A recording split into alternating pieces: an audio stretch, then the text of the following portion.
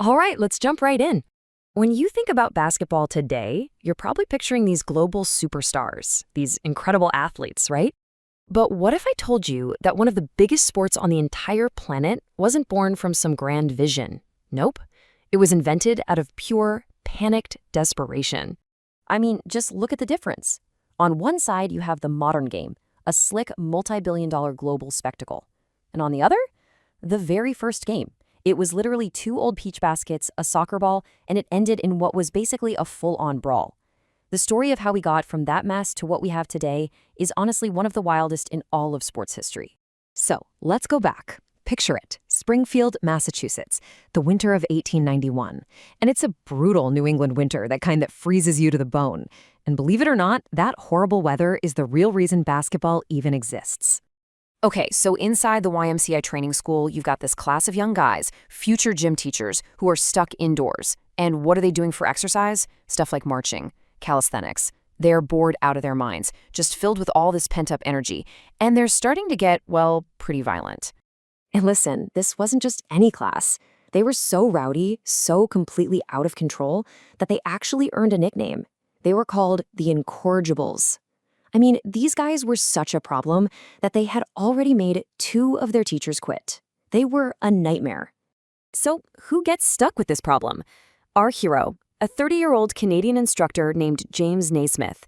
His boss basically gives him an ultimatum. He says, Jim, you need to invent a new indoor game to keep these guys from literally tearing the gym apart, and you have exactly 14 days to do it. No pressure, right? Now, Naismith couldn't just, bring football inside. That'd be a disaster. He had to build something totally new. He had to piece it together, taking bits and pieces from other sports that already existed. He was basically creating a Frankenstein's monster of a game. And this was the real pickle he was in. How on earth do you create a non-violent game for a class that is famously extremely violent? You put a game like rugby or soccer on a hard wooden floor with these guys, and someone's going to end up with a broken bone. For sure. So here's his thought process, and it's pretty brilliant. He decides, okay, we'll take the concept of passing from rugby. We'll add the jump ball from English rugby. We'll use a big, soft soccer ball so it won't hurt as much. But the real stroke of genius, it came from a game he played as a kid called Duck on a Rock, where you had to throw a stone at a target you couldn't just run up and grab. And that was his light bulb moment. To stop all the tackling and punching and chaos that would happen around a goal on the ground, he just put it up high, way above everyone's heads, totally out of reach. This simple idea forced players to throw the ball with a soft arc, not just charge at a target. With his 2-week deadline breathing down his neck, Naismith runs down to the school janitor, a guy they called Pop Stebbins, and asks him for some boxes to use as goals. Pop says, I don't have any boxes, but I got these old peach baskets. Naismith grabs them, takes that soccer ball, types up 13 simple rules, and that was it. The entire sport was born. So Naismith gets the incorrigibles together, he explains his new game of basketball, and he blows the whistle. He thought he'd created a game that was all about skill and finesse. He was about to find out just how wrong he was. I mean, don't take my word for it. In his own journal, Naismith wrote that the boys immediately started tackling, kicking, and punching in the clinches. His so-called non-violent game turned into an absolute melee almost instantly. The chaos was real. Let's just go over the damage report from that very first game. 1 player was knocked unconscious, several guys got black eyes, and 1 poor fella actually dislocated his shoulder. This was supposed to be the safe alternative. And here's the best part. After all that carnage, all the fighting and brawling, what do you think the final score was? You're not going to believe this. 1-0. A single point from a 25-foot shot by a student named William R. Chase. That was the only basket scored in the entire game. But when that one shot went in, it revealed a huge, almost hilarious flaw in Naismith's design. Remember, they were using peach baskets. And peach baskets, well, they have bottoms. So you've got to picture this. After the only basket of the game was scored, everything just stopped.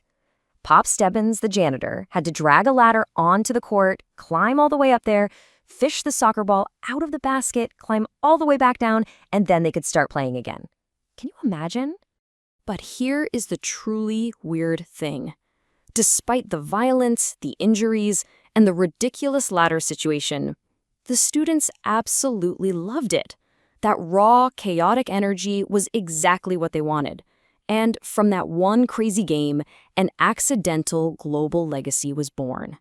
And what's really amazing are the little accidents that shaped the game forever.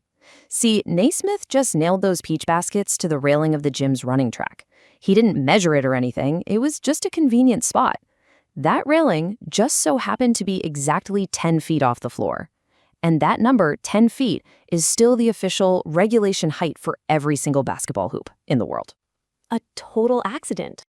Now, of course, the game got smarter. Pretty quickly, someone got the idea to poke a small hole in the basket so you could push the ball out with a long stick. Dribbling wasn't even a thing until 1901, and it took over a decade before they finally just cut the bottoms out completely. Oh, and the backboard? That was added mainly to stop fans in the balcony from reaching over and smacking the ball away from the hoop. But even with all those changes, when you boil it all down, the fundamental idea is exactly the same. It's still about throwing a ball into an elevated goal that you can't tackle. The exact same solution Naismith came up with in a panic, just to keep a bunch of rowdy students from destroying his gym.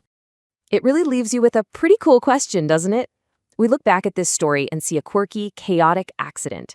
But it makes you wonder, what's the next basketball?